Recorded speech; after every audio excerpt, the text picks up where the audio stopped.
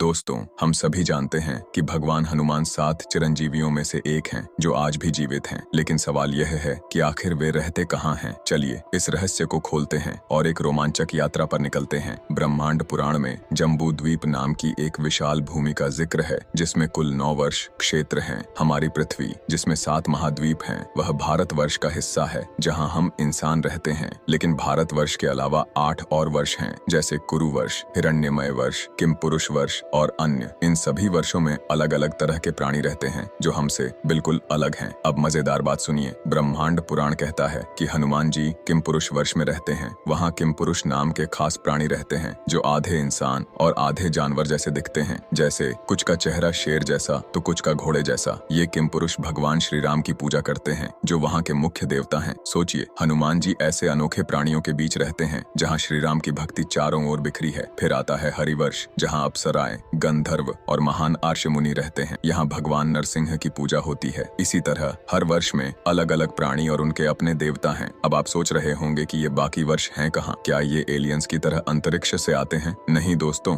ये वर्ष हमारे भारतवर्ष से परे हैं। लेकिन ये कोई दूसरी दुनिया नहीं, ये हमारी पृथ्वी पर ही है, पर हमारी सामान्य आंखों से दिखाई नहीं देते। ये क्षेत्र हमारी समझ और इंद्रियों से परे है। ब्रह्मांड पुराण कहता है कि अगर आप आध्यात्मिक साधना में आगे बढ़ें, तप और ध्यान करें, तो इन वर्षों के द्वार आपके लिए खुल सकते हैं। तो क्या हो अगर वो एलियंस जिनके बारे में हम सोचते हैं असल में अंतरिक्ष से नहीं बल्कि इन रहस्यमयी वर्षों से आते हों? हनुमान जी जैसे चिरंजीवी इन क्षेत्रों में आज भी मौजूद हैं और शायद एक दिन हमारी साधना हमें उन तक ले जाए। दोस्तों, यह बातें कोई काल्पनिक कहानी नहीं, ये सब पुराणों में लिखा है। अगर आपको लगता है कि ये बस कहानी है तो थोड़ा रुकें, शोध करें और अपने मन को खुला रखें। हनुमान जी की तरह जो असंभव को संभव बनाते हैं, हमें भी अपने ज्ञान की खोज में आगे बढ़ना चाहिए। तो चलिए जय हनुमान की जय बोलें और इस रहस्य को और गहराई से समझें। दोस्तों, कमेंट में राम भक्त हनुमान जी की जय जरूर लिखें।